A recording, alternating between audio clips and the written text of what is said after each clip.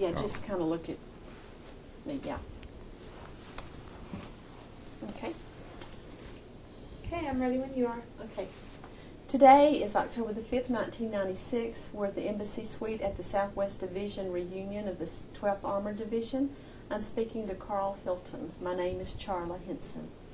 Thanks for letting us talk with you today. First of all, let me have your full name and where you're from. I'm Carl J. Helton. I'm from Barboursville, Kentucky. Okay. That's where I was born in July 1921. Tell me, give me the specific day in July that you were 8 July. 8 July. Okay. Tell me about your daddy, his full name, and where he came from. My father's name was James Garfield Helton, and I believe he came to that country from Virginia. The genealogy indicates that. And basically a farmer, and yet a storekeeper on the side. He loved weapons, he loved hunting, and he loved his children. Okay, tell me about your mother then, her maiden name, her family. My mother, Dolly Corey Helton. Corey was her maiden name. And I'm not sure where she originated. I don't have the genealogy on that, but she was the stable feature in the house, I believe. That's my impression. She was the one that made sure that money was saved to take care of the bills and the like. And when they lived on the farm, she was the one that was responsible for taking out the food for them to eat for lunch and so on, coming back and cooking the food in the evening, making the dinners and all this, you know. And I don't know, they worked awfully hard back in those days, much harder than I ever have. They had to, it was hard work in those days to make a living. Oh, yes. How many children were in the family? And give me their names in order of birth. Well, the oldest was Lester C. Helton, and you need date of birth? I don't have that No, exactly. You don't need to. Don't give me He was that. the eldest, and next was William, then Charlie, then myself, and then my kid brother Eugene, and 5 of us in the family. Myself and my younger brother, the only 2 remaining right now. What was your family like? Your family life like? 5 brothers. What did you do as children together, or did you work? Explain. Well, they mostly worked on the farm. They didn't have any choice. Dad made them work until they got old enough so that they left on their own. And at that time, it appeared that the thing to do was to go to Detroit, Michigan, get a job in the factory, and which a couple of them did. There were squabbles in the family. They fought among themselves at times, and in fact, I've witnessed some fist fights. And but basically, camaraderie prevailed, and so on. Did you have extended family around you, like grandparents, aunts and uncles, cousins, around that area also? Well, yes. There were 12 in my mother's family, 12 brothers and sisters, and I could not name them all. But annually they had a Corey picnic, and everybody came to it, all the children, grandchildren, great-grandchildren, and so on. And that was quite a massive family. They loved to sing, and gee, they sang so well. They sang these old-time hymns, you know. On my father's side, he had 1 sister and 1 brother, and the sister, I never got to know her. She moved away and lived in a distant area, and we just never did get acquainted. My uncle, well, he lived up in the country, and he kept a lot of hound dogs, and they went out and and they call them foxhounds. They went out and chased the foxes at night and so on, and you could hear them howling through the woods and the men yelling and so on. And I would go up there occasionally to visit, and I loved to hunt, and he'd let me take out those dogs rabbit hunting. Now that's a bad thing for foxhounds to do, but I took them out, and it's really interesting to sit on one hill and watch a rabbit run in circles on another hill, and here is a trail of those foxhounds after him. And of course they couldn't catch up. But that's what I remember most. And of course my uncle loved to shoot, and we had some marksmanship together at times. Yeah. So you grew up shooting and hunting, and yes. Prepared you well for what you were going to do later. Weapons came naturally to me, handling of them. Can you tell me what your daddy gave you, the thing in your life that your dad gave you that's helped you get through? Or a personality trait that you saw in him that either you stayed the same or changed? I'm not sure there how to answer that. My father and mother were divorced when I was about 12 years old, and that's a very sad thing to happen in a family. It breaks it up, and of course it breaks up the camaraderie and so on that has been going on, and you're just no longer close. But each time I came home from the service, I went looked up my father. My mother didn't care for that, of course, but I did anyway. And we spent some time together, and usually target practice and so on. But I don't think that I could quote one thing. My father and my mother were both uneducated. I think perhaps 8th grade would cover as far as they went. Education back at those days didn't mean hardly as much. It was a strong back and mind to fight the elements and so on to make a living. And I recognize that. And but I don't think I really can't pinpoint a legacy there that they left me. Did your mother teach you anything? Was education important to her, or? Well, she was the same category. She was uneducated. Did she have dreams for you boys, or did just whatever you chose to do? No, it's whatever we wanted to do. And my brothers ended up as factory workers and that sort of thing. And I had one brother that picked up 1 year of college, and he was my ideal for a long time. I had in mind I was going to get a college degree. But back then it's a little bit difficult. It was during the Depression, and there wasn't any money. And but when I graduated from high school, I worked out my first year of college at 20 cents an hour. That's right, 20 cents an hour. What did you do? What job did you have? Was it? Oh, just working on the campus, whatever jobs they had available, washing windows, you name it. What college did you go to? This was Union College, Barberville, Kentucky. I had 1 year of college before I left for the service. Okay.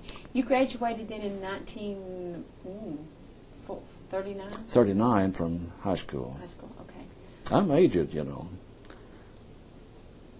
Yeah. And so then when you started college, what did you want to do? What was your... I wasn't sure. Okay.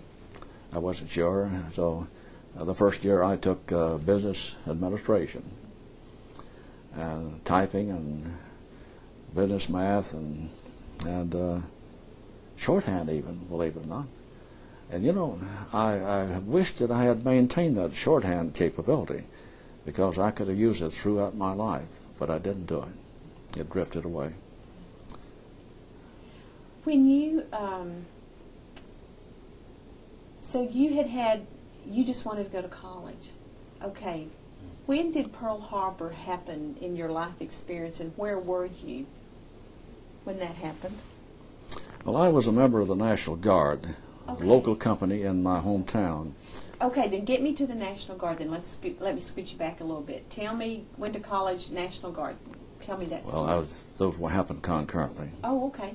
Okay. And I joined the National Guard when I was 18. That was 1939. And in January 1941, that company was activated. Even though we were not at war, we had mobilization going on. And we were sent to Camp Shelby, Mississippi, where there's big mosquitoes, you know, and plenty of heat and sand and all that. Well, that's where I was on December the 7th, 1941. What caused you to join the reserves? Well, it was there. It seemed to be an adventurous thing to do, and yeah, at that time, and there was money in it. You get paid for a drill, and money was in short supply. Yes, indeed. So money got you really into the Army, correct? Well, not wholly, but that played a part. What was the other part? Well, I think that a little adventurous spirit needed to do something that was somewhat exciting, and that seemed to be very exciting at the time. Okay, tell me about Mississippi, about what it was like. Would they have called that basic training when you got activated, or had you already had training before that? Well, we had training one night a week, and we learned how to drill, that sort of thing. And we learned some of the basic subjects, but you don't learn too much, really. And most, in the summertime, each year we'd go for 2 weeks at Fort Knox or some other place for training. And there we kind of caught up. But let's face it, the National Guard units were not up to par with the regular Army, not by a long shot. And when we got into the service, activated, they started training and testing, and they found that their leaders had to be replaced one after another. And that was very common in the National Guard and any reserves. But anyway, we went through, I guess, review of basic training, certainly the rifle range firing and that sort of thing. We did that, of course we did annually. And then we started out with squad and platoon exercises, and even company and battalion, and live fire exercises. What exercises? Live fire. Oh, live fire, yes, okay. Where you actually fired on a range, and targets would be up or they would pop up. And then you would take those under fire, and those are scored. They counted the holes in the targets and so on, and we knew if we were doing okay. And there was quite a bit of that. I was always, I left there as a private, and I came to, I was promoted to corporal and then to sergeant. And I was always out as a scout in the rifle squads in these firing exercises, because the scouts were out front and they could get the fire more, see, quicker, faster, and so on. And as a result, my hearing is not too good today from just that, because we didn't know about earplugs, ear protection back in those days. That's what we were doing there, and when that type of training, when we had the Pearl Harbor fiasco. What was it like that day for you and for your friends around, or comrades? We expected something happened, but nothing that drastic. How could it happen? Because people had to be asleep. They weren't alert. Everyone knew in the military that you had to disperse your assets, and we didn't have ours dispersed. We had every battleship lined up there for them. Battleship row, and even the airplanes that they had been bunched together because it was easier to secure them that way. That's right. No, we thought someone had really fouled up. In fact, we're sure of that. But that sure took out the doubt, the uncertainties, because we were in war at that time. And then it was just a matter of the people becoming acclimated and accepting it. How long did it take you to get to be a corporal? You said you went, let's talk about time space from the time you started as a private to the time you got to be a corporal. Was that a pretty short space of time? Let's see. I can't recall in terms of months and so on, but let me put it this way to give some indication. I went to OCS in April of 1942, and in that interim time before activation, and then I had become a corporal and a sergeant, and I'd say I'd been a sergeant perhaps 6 months or so. And I went to OCS and graduated from there with a commission in August 1942. Where did you go to school for OCS? Fort Benning, Georgia, Fort School Benning. of the Infantry, the Queen of Battle. Was that a unique training? If you were looking at all the OCS programs, was that a very unique program there? Oh, I don't think it was unique necessarily, because every service had their own OCS, and they concentrated and focused on what they needed to know. The infantry was how to close and destroy the enemy. That's simple. And it was only 3 months, and then as a result of that, we ended up commanding companies in combat. But I'd hate to have to try to describe everything that went on during OCS, but what they normally covered in training for a year's time, we had crammed in 3 months. And how to operate in the field, knowledge of all the weapons, how to move at night from one place to another, bypassing lakes and that sort of thing, but ending up where you're supposed to be. Yes. Did they work with you on how to work with men and be leaders of men? Not in a formal sense, but it was a hands-on situation. We saw demonstrations of how a squad leader would command his squad and live fire exercise and all. Then we went through all of this. They'd explain what you do, they'd show you, and then you had to do it. And that's the way we learned. And I don't know that leadership can be taught in a 3-month course like that. A lot of that would be innate. That knowing how to lead men is something that you were kind of born with, wouldn't you think? Of course, you can learn, yes, and you're always improving yourself in that field. In fact, in later life, I found that my perhaps largest weakness was in how to handle men, make personnel decisions affecting this person and this one. How do you equalize punishment, or do you equalize it, and that sort of thing. It's the net result is, how do you get these people to follow you and be happy doing it? Heard good stories about you. Okay, we got you through.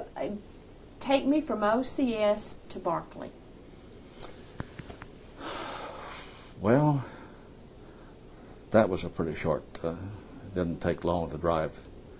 Oh, well, you actually, went from OCS to Camp Barclay? Yes. Straight forward. Actually, I had a delay en route, 2 weeks leave or something like that. I don't recall now. But I was to report there, I think, about the 1st of September, on or about. And I went to Kentucky. I may have taken a train, and I probably did. And I probably took a train. That was the custom those days. That was the transportation. And down to Abilene. But anyway, I reported in there, I'd say around the 1st of September. and recruits were coming in at that time. And I was assigned to the 56th Armored Infantry Regiment, which was the only infantry portion of the 12th Armored at that time. And as soon as I was assigned there, I was placed on TDY, temporary duty, with service company to train together with another officer all of those people running through basic training. We divided that company in half, in two parts, and each of us taught every subject all the way through. And that took a little burning of midnight oil at times, you know. But got through the basic training. Then I went back to, it was D Company of the 56. I went back to D Company and became a platoon leader under Captain Nelson, who was the company commander at that time. I'm trying to think. I replaced him as company commander in April of 1943, I believe. And yes, I think April 43. And he was one of the reserve officers.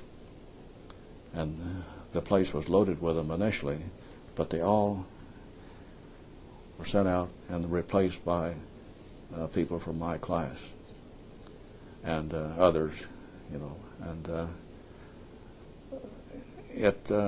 so I found myself a 21-year-old commanding 250 men, some 22 vehicles. Tell me what that was like to be a 21-year-old man and doing that. Well, it's an awesome responsibility, and I was first to recognize that, because I was not old and mature enough to do this job. I knew that. And you don't get wisdom quickly. It has to come with age and experience. And in a sense, I was learning my job as I was teaching others their jobs. And that can't be done. If you want to learn something, you teach it. But there didn't seem to be any problem. I happened to be about the same age as the average member of the company. But everyone was young back then. And I wondered at times how we won a war with people like me, you know, in positions of responsibility like that. But anyway, it worked out all right, and I did take command of the company, and that company was later changed to A Company of the 17th, that unit. That was changing from the regimental system to the separate battalion system, which meant simply that the battalion picked up administrative responsibilities in addition to tactical. And the regiment headquarters was replaced with a combat command, which was purely a tactical unit. So you could move battalions from one combat command to the other and not have to worry about the logistics. That's basically the difference. And I think I may have skipped over here a little bit on what we were doing at the time, but I'm sure you know that you start out with the individual basic training, and then you start with unit training. I want to know about, you trained him on all weapons, correct? Uh-huh. Okay, but I want to know, I've heard stories about the ASTP guys. Now, I want to know from the commander, tell me about your first sight of these 50 guys, or, well, I don't know how many you had altogether. The ASTP, you had 50 ASTP guys? I had about 60. I thought 60. My memory tells me that. Okay. I may be faulty. Tell me about the ASTP guys and the first time you saw them, and your kind of attitude towards them and their attitude as they came in to your under your command? Well, I think that they had the problem. I did not. They were very apprehensive, I believe. I looked at their IQs and I said, oh boy, I've got a bonanza here. And I put those people in crew serve weapons. And my goodness, the smarter you are, the better the soldier you can be. And that was basic to me. And with crew serve weapons, that's the most difficult thing to do in a rifle company. And they excelled.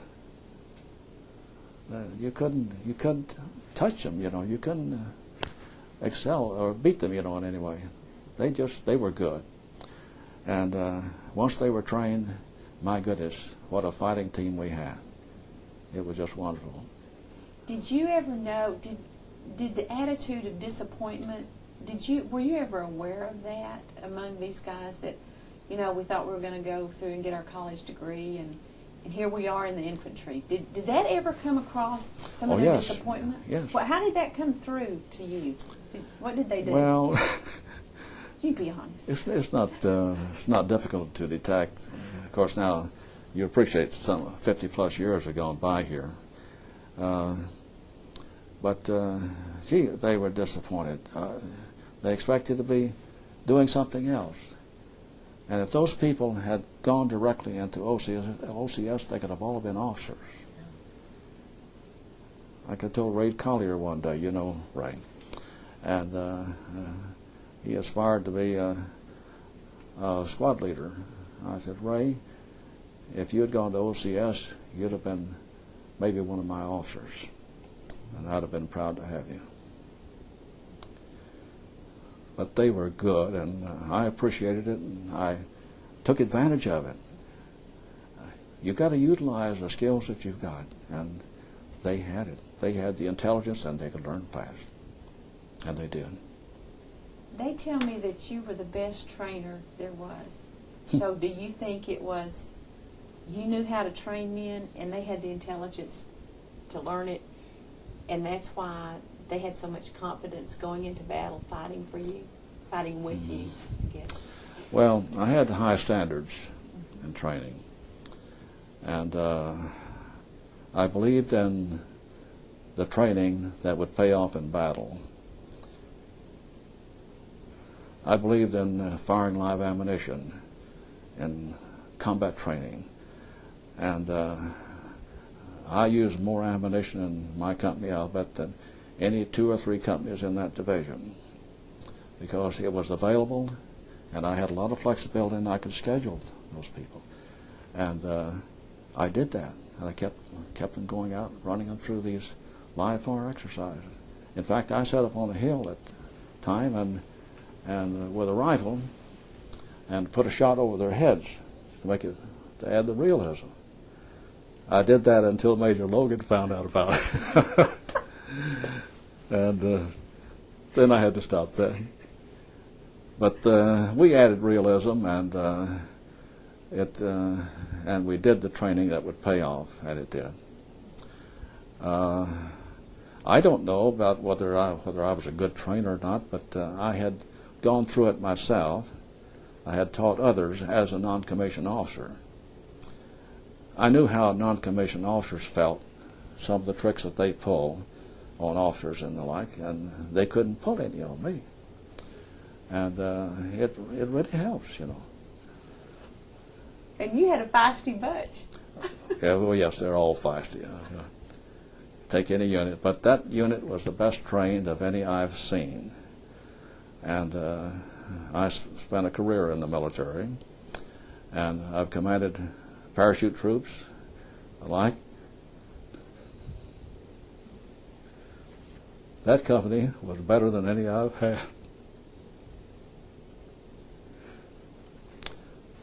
Well, excuse me, my cup of nostalgia runs over. The ceremony out there today was pretty rough to take. So touching. We get to hear the stories of you that lived. We don't get to hear the stories of those that didn't get to come home. I'm not sure. I don't think I've heard any of those stories. Yeah. Yeah. Okay, so when y'all, when you got the orders that it was time to go to New York, do you and your men, did you just feel like it was time? Was it just time to go ahead and go do this? They were ready. Yeah. They had been on maneuvers in Tennessee, not all of them. The ASTP wasn't there, for example. They'd been progressively through every stage of training, squad, platoon, company, battalion, and the division test. That was, what, July of 44. And they felt ready, and they were ready. And yes, I think, without exception, the preparation for overseas movement after that, was getting all the shots and things, and that's drudgery. 3-day train ride to Camp Shanks, that wasn't all that pleasant. It was not a vacation, I think they were as ready as a unit, a military unit, could possibly be. I do. I don't think anything unusual happened up at Camp Shanks. I think most people, if they wanted to, they could get in to see New York. Most of them didn't care much, for staying, because you sure put a lot of hay in those buildings, Were you single still at this time? Oh, I was single, yes. You were single, okay, I didn't know that. That's, I have fond memories of this place here, Abilene and Camp Barclay. Did you know any bluebonnets? The bluebonnet battalion, that the local girls that did dancing and stuff at the They didn't come from Sweetwater, did they? Some of them came from Sweetwater. I can't recall that organization, but there were 3 colleges here, and they were loaded with young ladies. And it's an interesting place, and I had a lot of fun here. Camp Barclay is, I've never seen another place in the world where you can stand in water and mud up to your ankles and still get dust in your eyes. It was a pretty miserable place, wasn't it? Well, it depends on your frame of mind. If morale is high, there's no problem. And we always had high morale in our outfit. Was there one person, as you look through your outfit, that always was there on the edge, either being funny or being kind of like a fly, just always there? Was there anybody that kind of stood out like that? I can't place anyone right now. You're thinking about Ray Collier or something like that? Maybe so. Is there one person that stood out in your mind as you look back? In my company? In your company, or somebody that served under you? The first sergeant. Who's that? His name was Jesse Ryan, and he was just as solid as a rock. And he was probably 5 or 6 years older than I, but he had stability. And I didn't make any changes in non-commissioned officers without his advice. He kept his fingers on everything like that.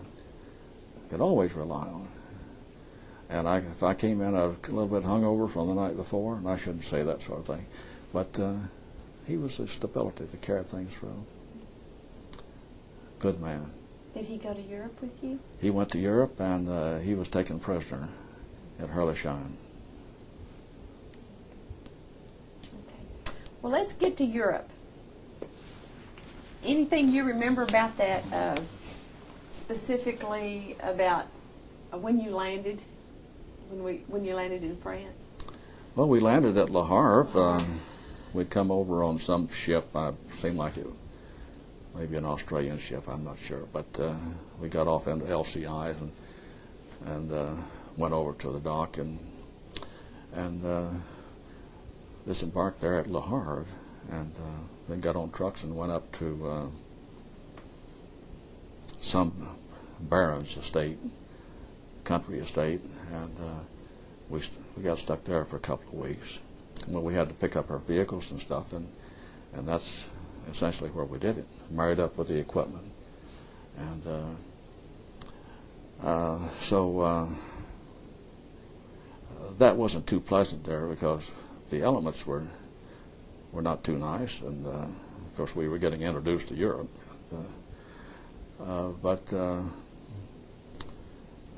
And I think we picked up there somehow some deserters, German deserters. And, A Company did. I remember going out hunting, and taking a jeep and going out deer hunting. You don't think about going hunting. Were there any deer? Did you yes, kill? yes. I've killed a lot of German deer. Of course, this was France, but France has them too. But I guess you assumed that there was so much fighting going on.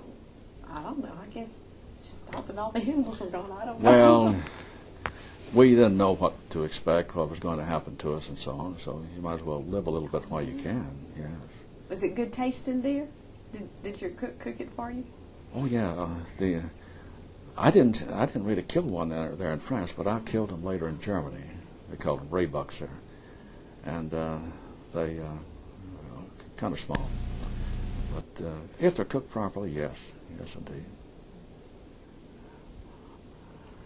The night before before y'all saw the first action, where was that at? Night before the first action, some of these little towns I just don't remember the name of. How long had you been in France when do you know, before you saw Well, the let's first see, action? we landed there in France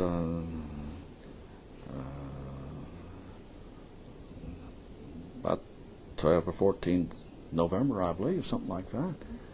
And we went through this process of getting equipment and getting set. And then we had a road march up there to Luneville. That's not too far from the front at that time. And then we had a tactical march there, the A Company and my company and B Company, which was commanded by Mike Muska, who had been my executive officer. We were very close friends. And his company and mine were attached to the 23rd Tank Battalion. That was Colonel Meggs outfit. And we went up to get in closer to the area of operation. The name of the town, I'm not sure. Was it Rawling? Something like that. I'm not sure right now. But it was within not too distant from Steinwall and Herlisheim and Offendorf and those places in there where we were trying to stop the Germans. Actually, I guess you're aware that the Germans had an offensive operation going there in that area, the Strasbourg area, and they were doing that primarily an attempt to pull divisions from the Bulge, the Ardennes Bulge, down south. And if they could do that, then they would weaken the Allied forces, and they'd be able to get on through and accomplish their mission. So they had this, we call it the Southern Bulge, but our intelligence people didn't have too many people in these towns for some reason. We found out later that they were there.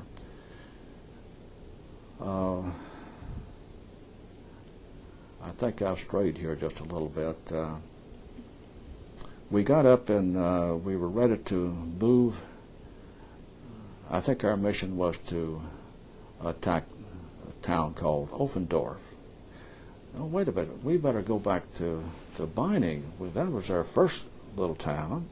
Yeah, Beining barracks and... Yes, Beining, to Beining first, and that was a little town.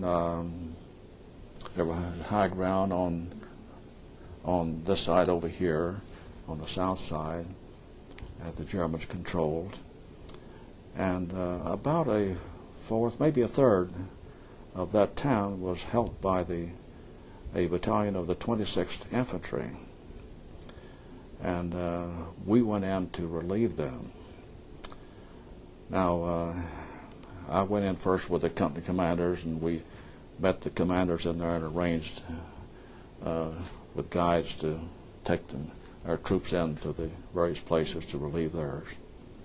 And then we moved in at night, and that would have been on the 8th of December. 8th, yes. And that was interesting because we did not know that they were down to perhaps 50 or 60 men per company at that time. And we took in probably about 200 per company. And it was so extremely crowded. If the Germans had been able to detect that exchange, then by pouring in artillery fire, they could have damaged it seriously.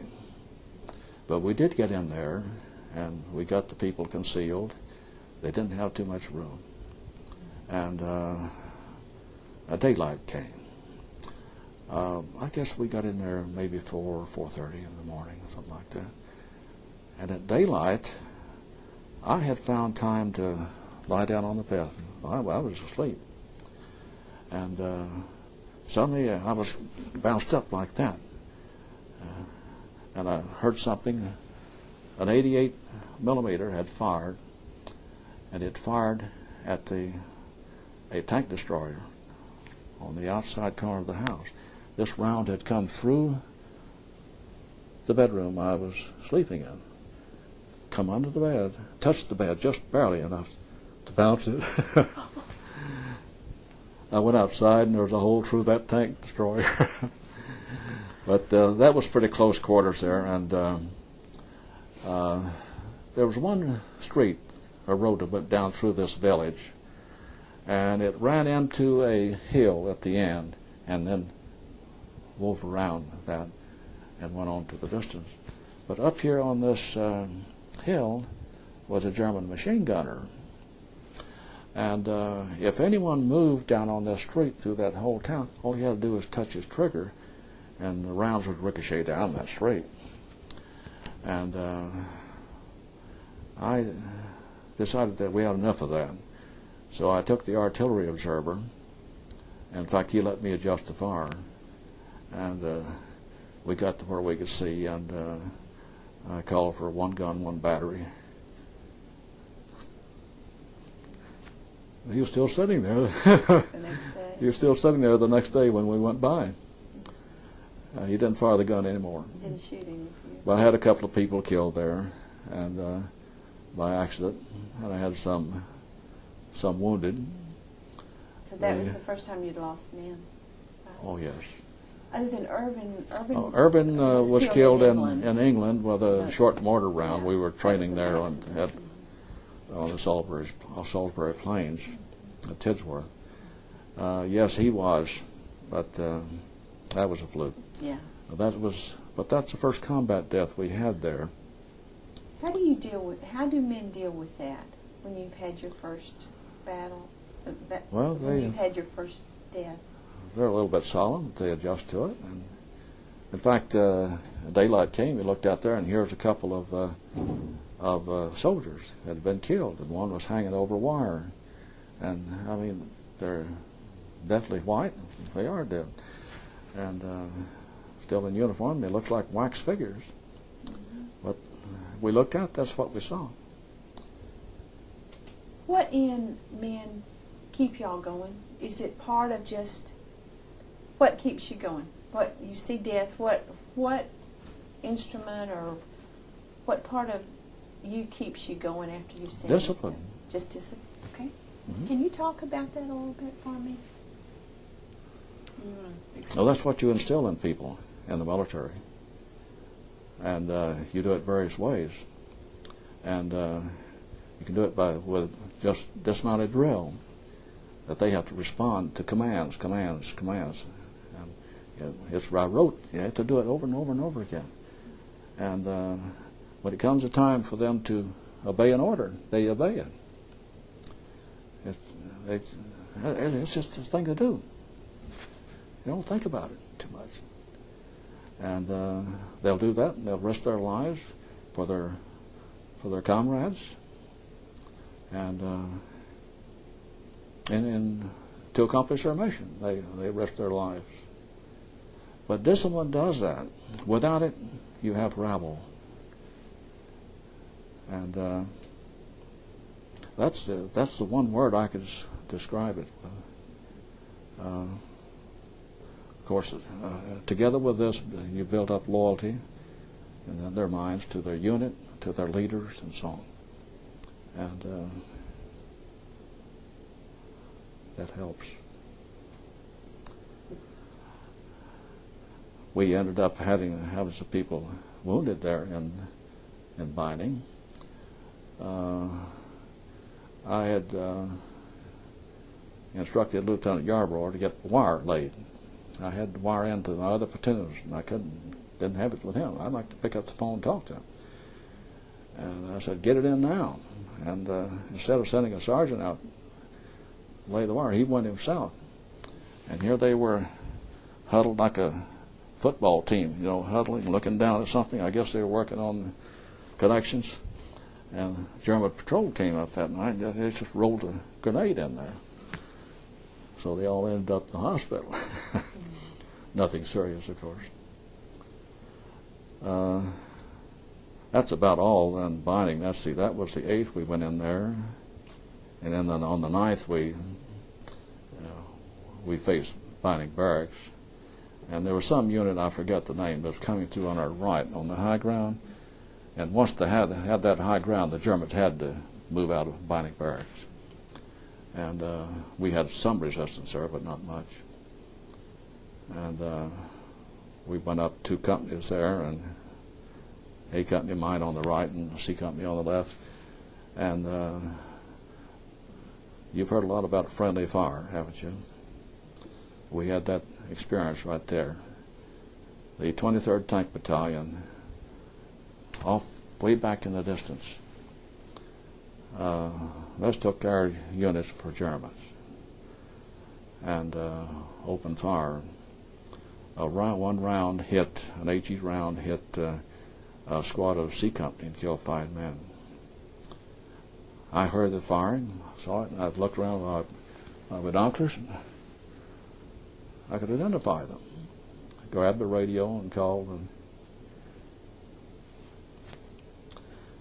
but the damage is done, They got it stopped. We had some very tired people at this stage of the game, though. And but binding barracks was not much. There was no real battle there. Maybe I'm getting ahead of your question, Sharon. No, we're doing great. We're doing just fine. We're exactly where we need to be. Were y'all billeted in the homes, or were y'all out in the elements, or where did you sleep, or did you just catch a minute here and a minute there? I mean, you talked about how tired the men were. Well, they didn't. If it was possible to get cover inside of a home or something like that, we did that. But at the same time, we had people on the outside for security. And someone had to stay on the outside. And but there were times when we did not have a home. There was no shelter to get in, and there was snow on the ground, and the ground frozen in part, and they still had to dig in and stay there the night. That happened a little bit later. We went from binding, I guess, to Rohrbach. Tell me about Rohrbach. Well, Rohrbach was a nice-looking little town, and to the north of it, or to the northwest, there was some high ground I'd call a hill. It was pretty open, no vegetation on it to speak of, and so on. And when the order was issued for that to attack that town and take the high ground, the objective was the high ground on the other side, of course, because it controlled it. It involved A Company and B Company. Mike Muska on my left, and we went through together. C Company was some other place, I'm not sure now. We usually lost one company that went to a tank battalion, and we gained a tank company to our battalion, which meant that one tank platoon could be with each company if necessary. There was no artillery support provided during the attack order, and no fire support, and we had problems like this initially. And once it was issued, the order, I saw an 81 mortar sergeant standing over there, and I said, "Sergeant, are you an FO?" He said, "Yeah, come with me." And so I took him with me. And in the battalion, 17th, we had one platoon of 81 millimeter mortars, and they were in the headquarters company under battalion's control. We went through that town with no difficulty. It was not defended. And we started up the hill on the other side, 2 companies abreast. And they got up maybe, I don't know, 150, 200 yards, and machine guns opened up on them. It turned out, I was told that there were 6 of those guns, and they were firing like this. And they pinned down everybody. And I was down there just behind the company and behind a pillbox. And I had my command group, and I had the 81 mortar sergeant there. And I said, "Sergeant, give me a smoke round on that hill." He said, "Sir, I don't know where the guns are located." They had displaced, and he hadn't been told. One of those things that was happening back in those days. But I said, "Okay, estimate where they would be and add 400 yards and drop around and pull it in until you get them on the hill." He did that. And he got them on the military crest of that hill.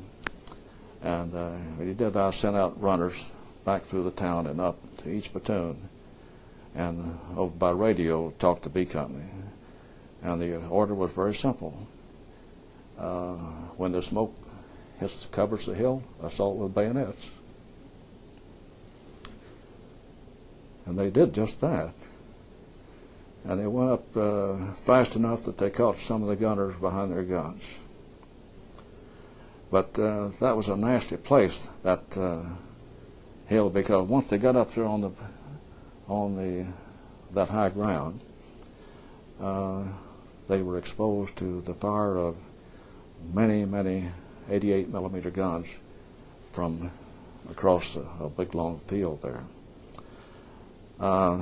I was going up, and I saw a door in the hillside. That's right, a door, and I opened it, and here were stairs going down. And, Is it a wooden door, metal door? That's right. Just a wooden door? Yeah, and wooden steps going right down into the mountain.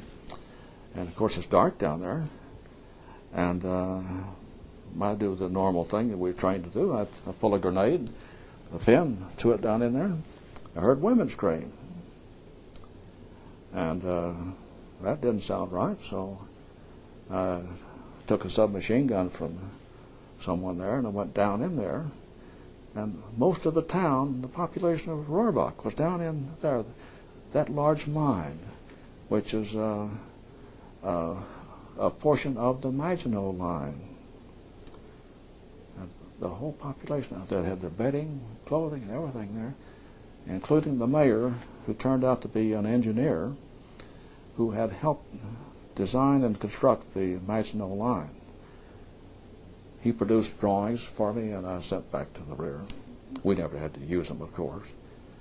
But it was interesting to find all those people there, and they were so happy to see us. They were happy to see They you. offered us food and, of course, a bed to sleep in and all that.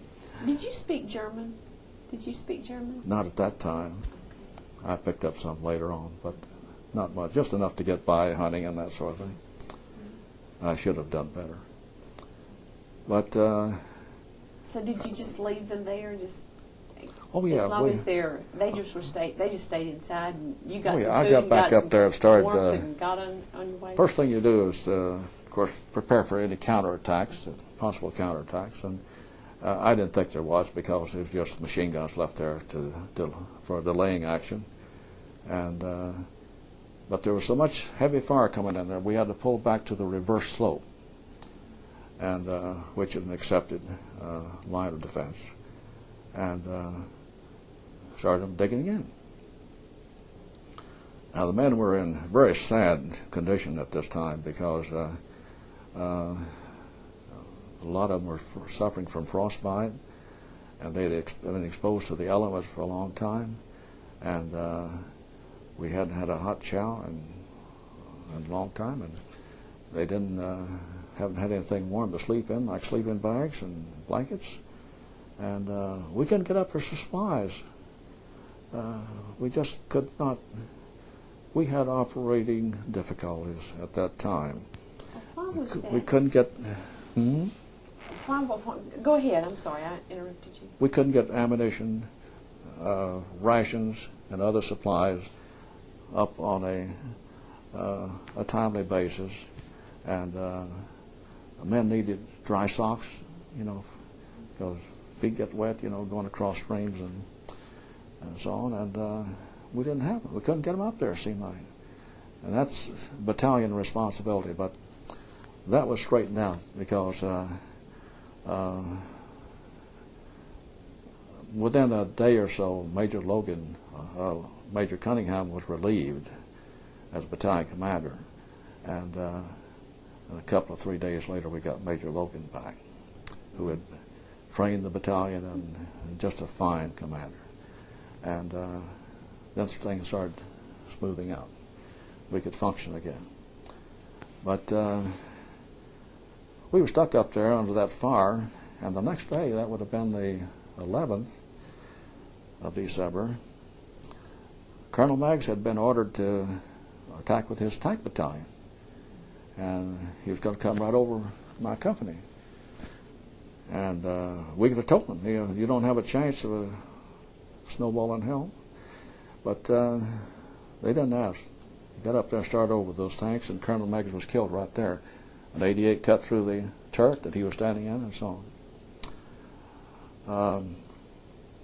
Was it communication? Was communication a problem, or was it just everything was so chaotic? Just battle is chaotic? Well, battle is chaotic, yes.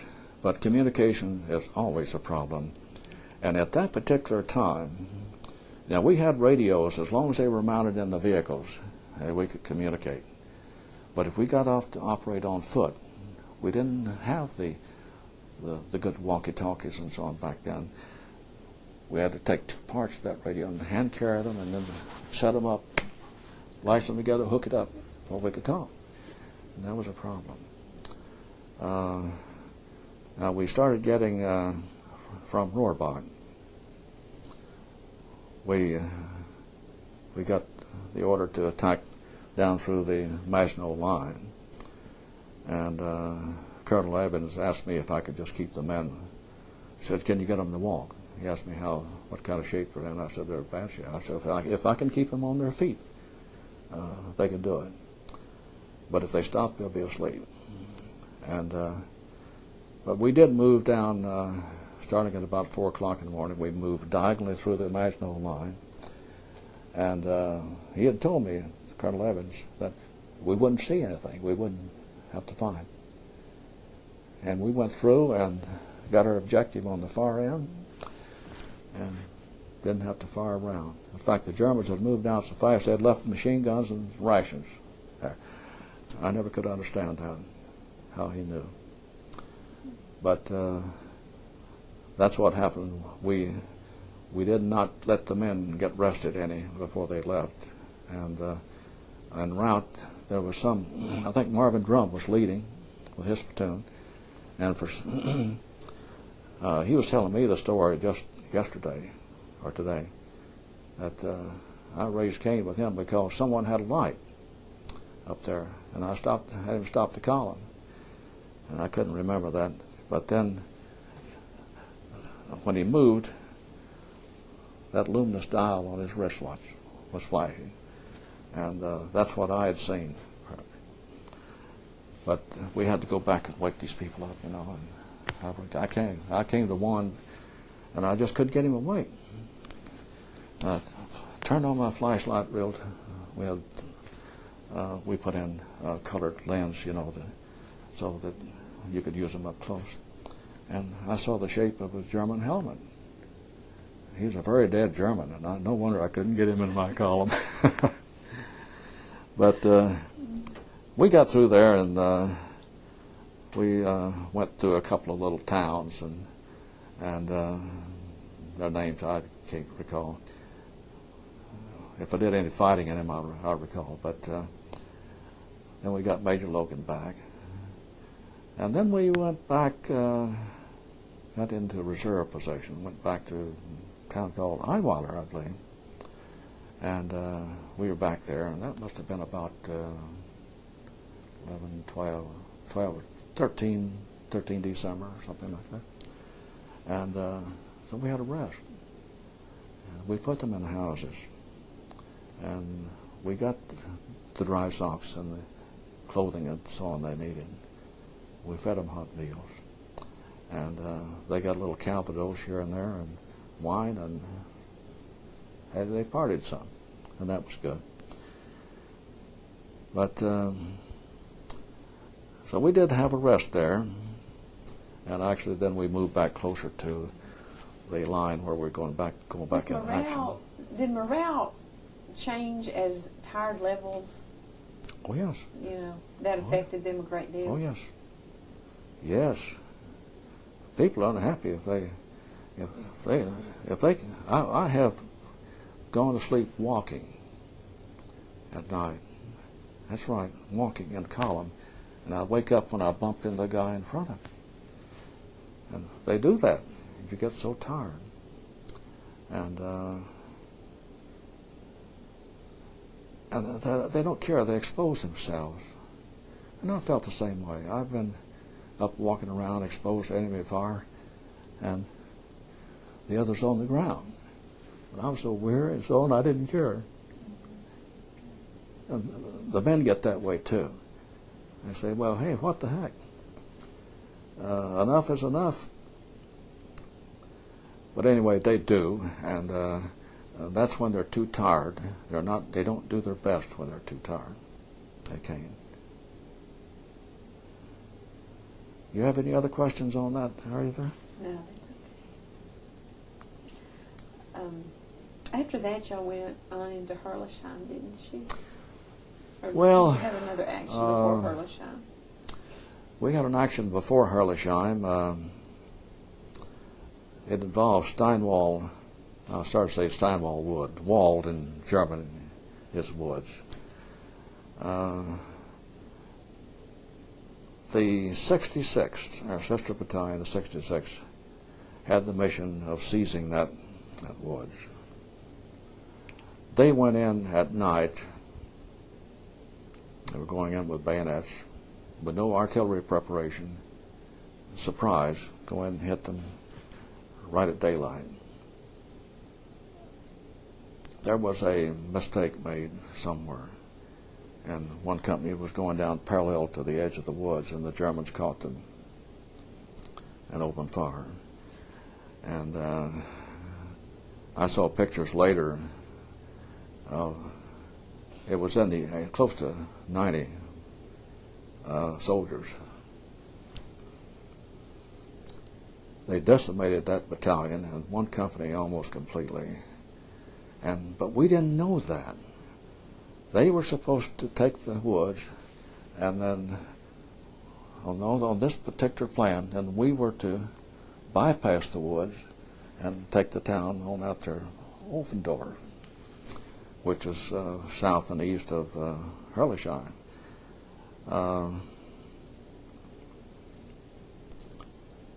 We finally got the order. That would be on the 15th. We're going to execute that plan on the 16th. And together with the 43rd Tank Battalion, the engineers are going to put a footbridge across for the infantry down here, and a vehicle bridge across for the 43rd up a little bit to the north. And we were going to go right on bypass Steinwall because 66 was in there. But they weren't. Well, we got up there and had to wait some for the engineer to get that bridge across for us.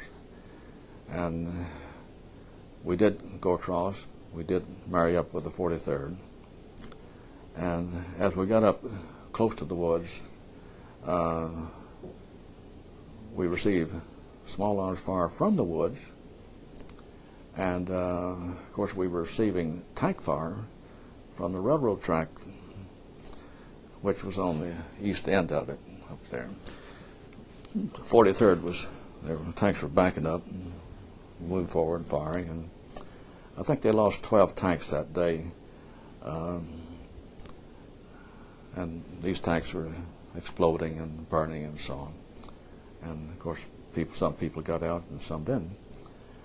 But my men were intermingled with those tanks, and they were taking a lot of punishment as a result of this.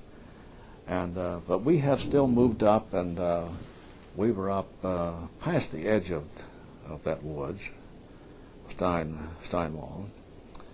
And well, we couldn't find out. We didn't want to return fire in there because we thought they were friendly troops. And we kept delaying and taking punishment. And I went back. I knew Major Logan had moved out. There was a canal that ran up on the northern edge side of those woods. And Major Logan had his command group right back there in that canal.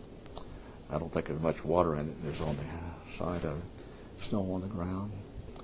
And not too pleasant. And I walked back.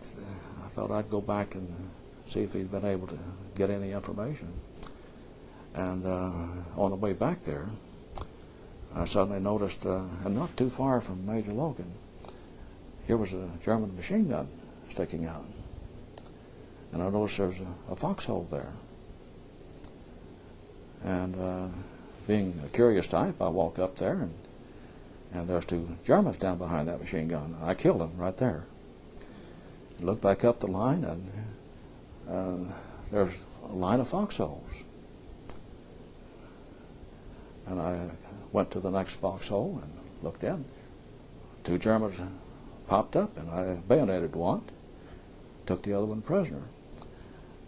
But here I am. Company commander should be doing this. Oh, excuse my emotions. I'm in the wrong place. I'm not supposed to be there. I'm supposed to be back here someplace. But I did stop at that point, and I sent some reserve platoon people up there with a German-speaking person, and we brought out a platoon of Germans. Now, they were sitting down in their holes and waiting. It became obvious their intent until we moved on up there farther, at which time they could open up on their flank and rear, and they would have had a wonderful killing field there. But we just happened to discover them. Major Logan was pretty surprised at that. But he finally got the information that the 26th, or the 66th, had not taken the woods. And so we backed up, moved back to straighten up the line, shorten the distance, and back closer to the Zorn River. And there's where we spent the night, or most of it. Except a little bit later, earlier that evening, Major Logan received an order to attack Herlisheim the next day. Now, this was the 16th now that we were there, and that's when Ray Collier got hit. It was about 20 yards from me, I guess. And on the 17th, we were to move at night and hit Herlisheim at daylight. Well, we did that. We went with two companies, my company leading, and we got to a predetermined point, and we deployed. And across, we bypassed some Germans on the way in. We deployed across two companies, and then at daylight and on signal, we moved forward, and no artillery fire. I had it ready to drop on call. And we moved up and are looking down in their foxholes with bayonets at daylight. And it was reported to me at the time that we took about 400 prisoners. Now, the records that I saw indicated about 225, but we took a lot of people without a shot being fired. They got out of their holes, and we sent them back to rear. I dropped artillery fire out in front to protect us while we're doing this, taking care of those prisoners. But when we got them sorted out, well, then we moved on into the town. And the 43rd tank, what was remaining of it, was supposed to go around the flank and get into an orchard on the southeastern side and fire into the town from that direction. And when we crossed their fire, or got to the point where we didn't want any more of their fire, we should call them, let them know by sending up a flare. Well, we got into the town. We got in. I guess we took a good third of it, and because their defenses there, we had surprised and overcome. And then I sent up the signal for the 43rd tank to come in and join us, but they did not. In fact, that whole battalion was destroyed over there where they were. And then the resistance stiffened in front of us. We started running into Tiger tanks and stronger positions, and our advance was brought to a halt. And we could see what was happening. And Major Logan was trying to report the facts, up-to-date estimate of what's there. They didn't seem to want to accept this back in the Combat Command headquarters. But there we were, and we started receiving counterattacks. This was probably the first one was about noon from the north. Then we got one from the east a little later on, then one from the south, and there was a river on the other side. And then later in the day, now my artillery observer was wounded as we went into the town. His sergeant was wounded later. And so we were calling artillery fire through command channels, and it did well. Marvin Drum did a wonderful job. And then later on, about 4:30 in the afternoon, we had a counterattack from 3 directions at the same time, and just overwhelming. But we repelled those attacks. But that night, I had gone over to the CP, Major Logan CP, and so was Mike Muska there, to receive an order. Hopefully an order that we could fight our way out or something. And suddenly there was an extremely heavy artillery barrage came in, and then followed by an attack of SS troopers. And they brought the tanks, they fired through the buildings, and then they'd throw in grenades, and then they'd clean them out. And so they decimated that battalion right there that night. And the CP, I got reports. I had one platoon surrounded, another platoon, and another platoon, so on. And then it was about maybe 3 o'clock in the morning, 3:30. The CP there, command post, was surrounded. They had moved down into a cellar because of the heavy artillery fire, but security personnel apparently had all been killed, and the Germans blasted open the door and threw in a grenade. Now that damaged some people inside, and Major Logan decided then that he had 2 choices. One, to try to let his people live to fight again, or number 2, to die. And he chose the latter, and he said, "Tell those bastards we'll surrender." So we went out with our hands up and our weapons left inside. And can you tell me your feelings at that moment? Can you talk about that? About what that was like to have to do that? Oh, it was devastating. It just doesn't happen to you, you know. And here I am, I'm caught where I should not be. I'm supposed to be over my company, and I'm not there. And I'm surrendered by somebody else. No, it's a devastating thought.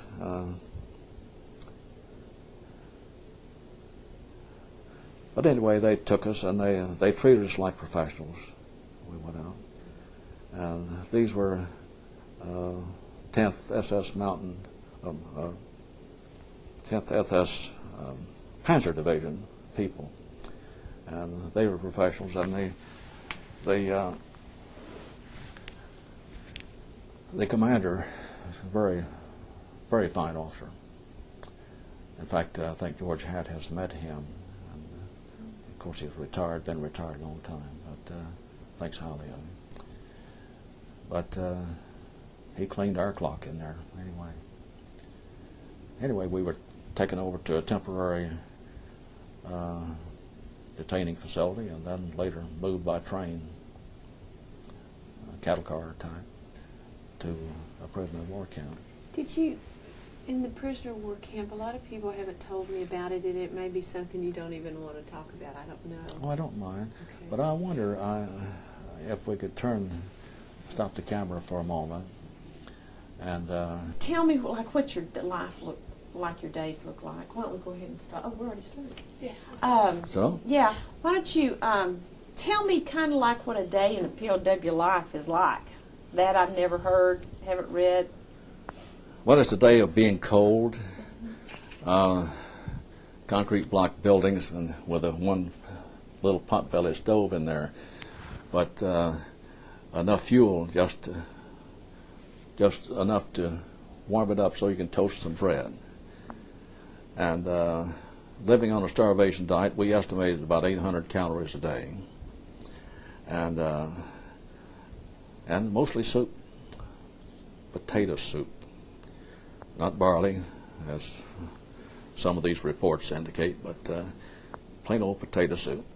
And we did get a Red Cross parcel every now and then. We got 2 or 3 while we were there, and that had some canned meats and chocolate bar and some cigarettes, and you could trade cigarettes for anything, you know, a cigarette or a bar of soap or a bar of chocolate. But Did you trade with the guards and local people? Is that who you traded for, or did you trade among yourselves? well, we had a Serbian camp next door, and there were machine guns, of course, covering the boundary, and it was forbidden to do anything except just talk. But I went over there, and why? It was there, I guess, and had a hole in the fence at night, catch the lights going a certain way, go through the hole, and I made friends with the adjutant of the camp. Now, most of their people worked out for the farmers and so on, and they were able to bring back in some food. So I was able to do some trading there and bring it back. So I only lost about 30 pounds, and some people just wasted away. But it was just a day of doing nothing, passing the time. We had a radio hidden there where we could keep track of some of the news. And we couldn't go to a latrine after a certain hour because some people tried to violate that and they got shot. And towers, you know, and with machine guns and riflemen and so on. What was your camp? Did you spend all your time at one camp? Or the name of it? Do you know? Well, the name of it was, gee, why am I getting a mental blank here? You mentioned on the tape. Off log 13B. I'll come in just a second. But this camp was 60 miles from Aschaffenburg and behind the lines. And on March the 26th, Patton sent a little task force in there. His son-in-law was in that camp, by the way, Lieutenant Colonel John Waters, who had been taken prisoner in Africa. And he was there in the camp. He had come down from the Russian front just 2 or 3 weeks before with some other officers. We had about 1,500 officers there in that camp at that time. And Patton sent in a little task force, much too small. It was just a 2-company sized task force. And he admitted in later times that the only mistake he made during the war was sending a unit too small in there to do that job. And they did come in, though. They lost about half their vehicles on the way in. And they got in there on the 28th, and they knocked down the... I have to tell this story in order to answer your question. They came in and knocked down the fence, and I met the first tank, the light tank. I said, "Throw me a weapon." He did. And I handed it to Mike Muska, and I said, "One more." And we got, of course, extra ammunition, and we took off hunting guards. And in fact, the captain commanding, who was commander of the camp, I caught him there. He was talking to his guards at the main entrance, and I wasn't too kind to him. I took his personal pistol for my own use, for example. And but we went out that night. A lot of us did. Their purpose was to let us out of the camp, and but we piled on those vehicles. In fact, I was on the light tank, the third one in the column. And we went out. I estimated one time, I don't have any idea how accurate this is, we went maybe 12 miles or 20 miles. Ran into a roadblock that night. Panzerfaust knocked out the lead vehicle, 20 millimeter strafed the column. And I thought, well, now Captain Baum, who was a commander, and Major Stiller was General Patton's aide. He had come along just for the ride. He came along to identify and get Colonel Waters out. Colonel Waters, by the way, was shot in the back as he tried to raise the American flag. And he eventually recovered, by the way. I thought, well, yeah, he'll dismount some infantry here and knock that thing out and go on. But he didn't. He turned this column around at night and retraced his steps there for about half the distance and pulled into the edge of a hill, right at the edge of a wood forest. And his vehicles, part of them were inside and part of them were outside. And then they tried to decide what to do.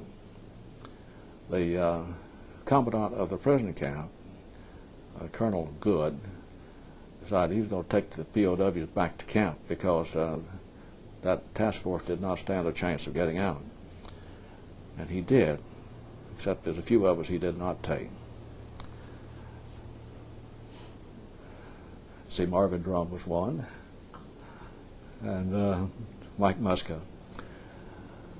So the three of us went out with them, and we decided, hey, we'll stay and fight with this outfit. Well, that night they decided to destroy some of the vehicles and take the gasoline for those to put in the others. And we found that we didn't have a place to ride. Didn't have room for us. And I think there's only 12 or 13 of us that had decided to stay and fight with them.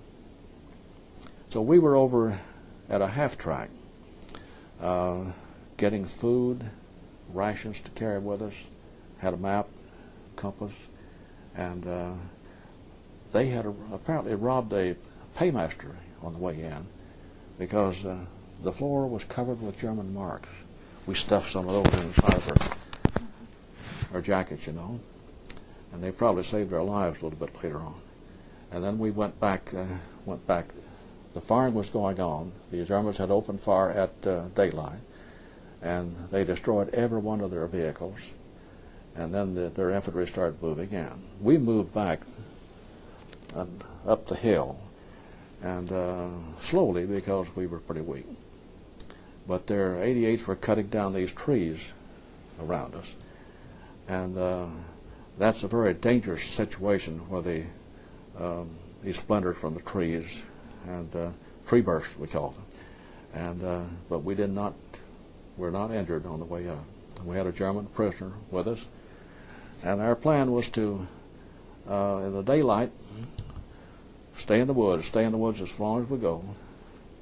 Then we got to the end of it, we'd hole up and wait for darkness to get out to the open. And it was a tricky thing anyway, because there were guards on all the bridges and so on. But we got down there right at the end, and the German infantry came by, and they were firing grenades as they came along. And then suddenly here came one of our POWs running down through the woods, and he was chased by a group of Germans. And he ran right into our position. And we kind of said, "Hey, get out, get out, get out." He said, "Well, I'm going to surrender." "No, you're not either." And threatened to shoot him if he did. And but you know, when they closed in, those Germans, and we didn't have a chance really, he jumped up, and that did it.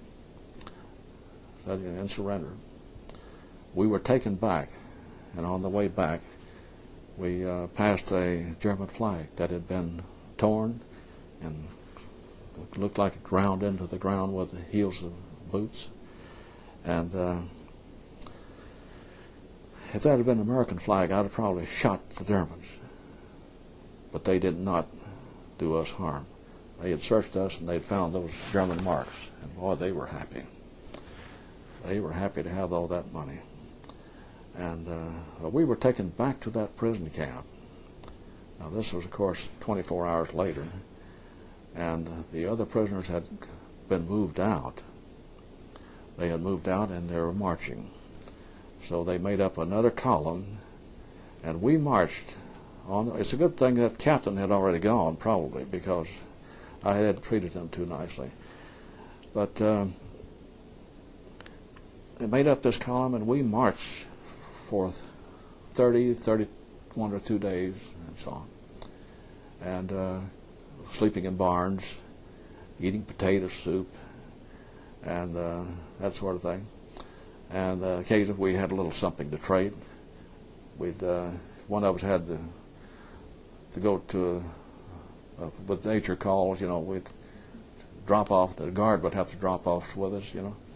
And we did that long enough so that suddenly we didn't have any guards, and we'd go into a house, and if I would say, "Cigarette and chocolate, you have," we'd do some trading. And that way we got some food. In fact, we had some interesting experiences at Nuremberg. We had pulled in there, that was April, about the middle of April, I forget the exact date. And we'd just pulled off the side of the road at lunchtime into a row of trees. And suddenly our B-17s came over to bomb a factory just 400 yards away. And they came over this angle first, that flight, and the flight this way and that way. And we were standing there cheering, and then suddenly we were knocked flat on our cans from the concussion, because 4 bombs landed right in our column. And that killed a lot of people. And we had another Air Force incident. We had a plane that came out daily, checked us, the P-51, waggle his wings, and take off. Was that hopeful for you? Gave Oh, you yes. hope every day? We got down, we crossed the Danube River, and this was on the about last day of April, somewhere in there. And we were about 2 days below the river. And I'd stopped off and gone around a bend, and I didn't have any guards, so I dashed off into this house and knocked on the door and told the lady, I said, "I have coffee. Do you have hot water?" She said, "Yes, come in." So I walked in, and over here was a German colonel, German full colonel, and apparently, this towards the end of the war was close, apparently he had just come home. And I walked over and I saw a map spread out on a table over there. And I said, "Well, Carl, it looks pretty bad. In a couple of days, we're going to be crossing this Danube." He said, "Well, you're wrong. They're already across." He said, "That's right. 2 places." About that time, a German captain knocked and asked if they had a Kriegsgefangen in there. And so I went back. But we had the information we needed. And that night, Marvin Drum and I and Mike Muska escaped. And we actually hid out and let the column assemble and move out and leave us. We just moved up into a barn loft. And we figured that they had told us that anyone that tried to escape, they'd shoot us. But we felt that they were under enough pressure at that point that they weren't going to be too accurate in checking their rolls. And so they moved off. The next day, at daylight, I saw a German artillery battery right out there and next to the barn. And but they did not fire a shot, and then they displaced to the rear. We noticed a French slave driver, a Frenchman that worked for the Germans there. He had a truck, and talked to him. Said, "Go over here on this road until you see the Americans and tell them to come over here." And he did. And then it wasn't too long, an hour or two, before here came the cavalry units of the 14th Armored. Just like they're on parade. Their scarves on and sitting up behind their guns. And we were happy to see them. We got into that truck and we just went back, and we were having lunch with the 14th Armored that day. And then we moved back to Camp Lucky Strike and got back there, and eventually transportation home. I'm afraid I'm strayed here now. No, that's okay. I wanted to ask you before we close, you wanted to tell me about Rohrbach and the changing of Commander Cunningham. If you would like to tell me this now, just before we close down.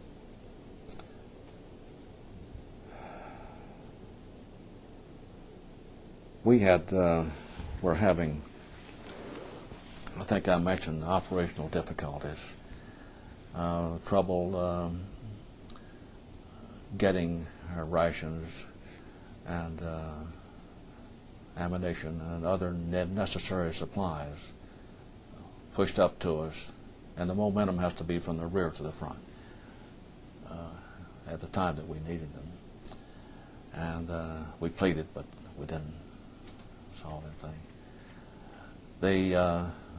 But even worse, we did not get the fire support. There at Rohrbach, as we went up that hill, we did not have any tanks with us.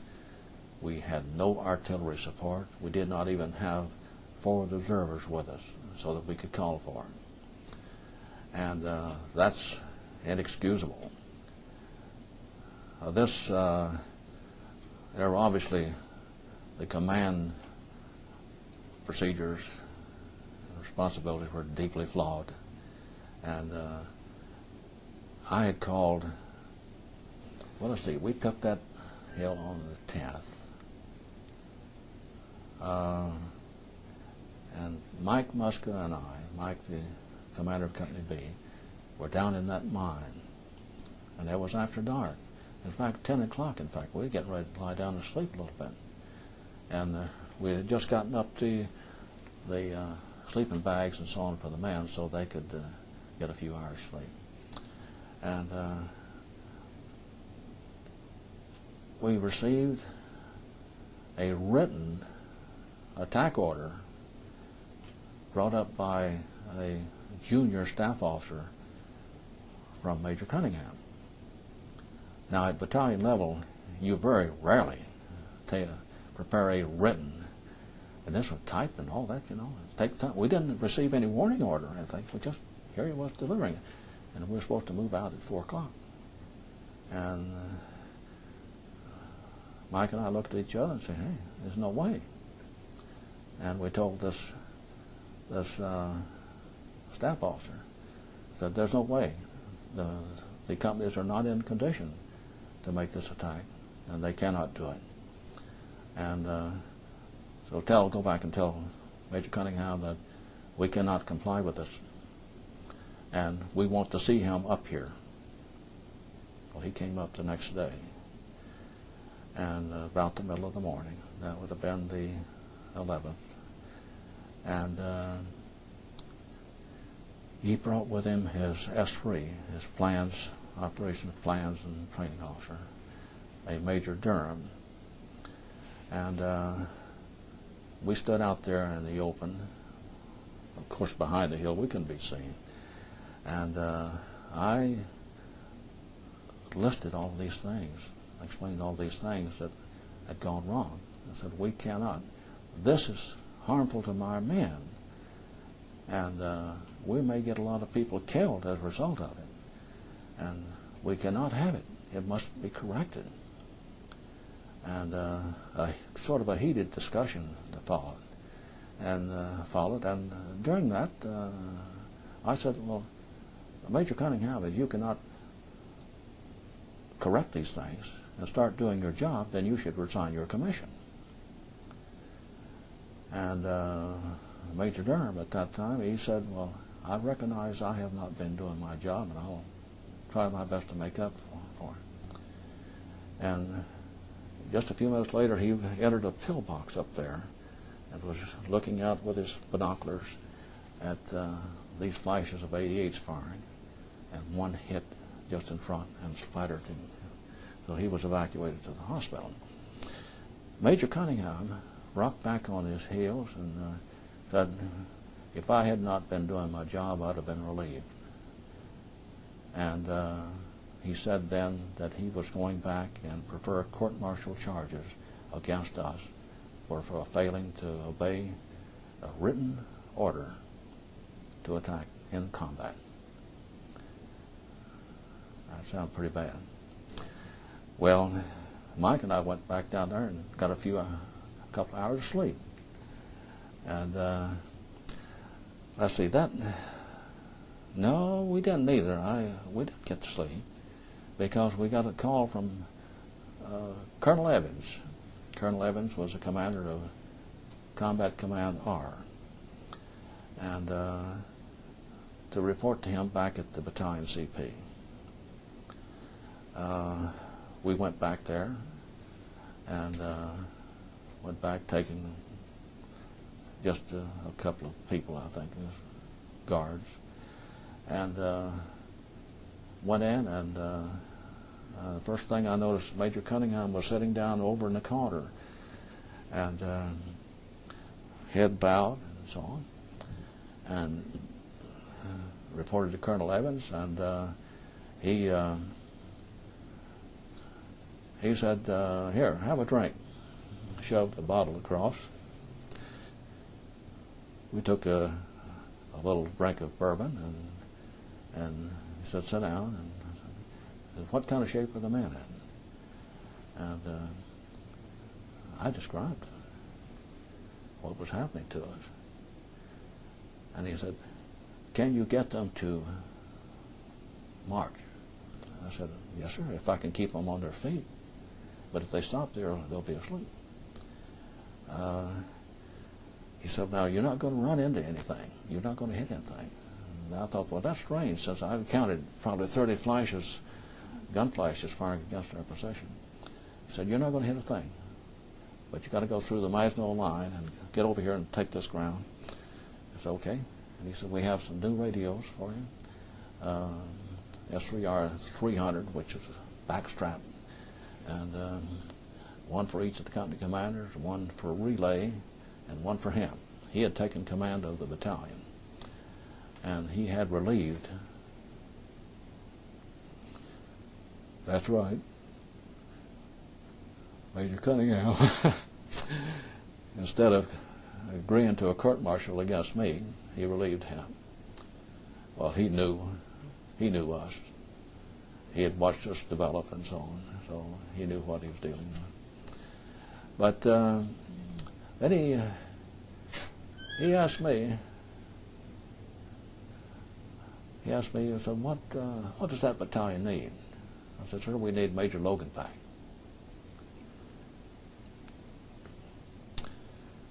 And he said, well, you know, he's got a better job. And I said, if you tell him, he'll come. And 2 days later, he was there. Now, that's the story that I'd like to have help for 10 years. Because I don't want to hurt anybody. Well, I appreciate your time today and sharing with us and Well, telling us some things we didn't know before. well, I hope it's been worthwhile for you.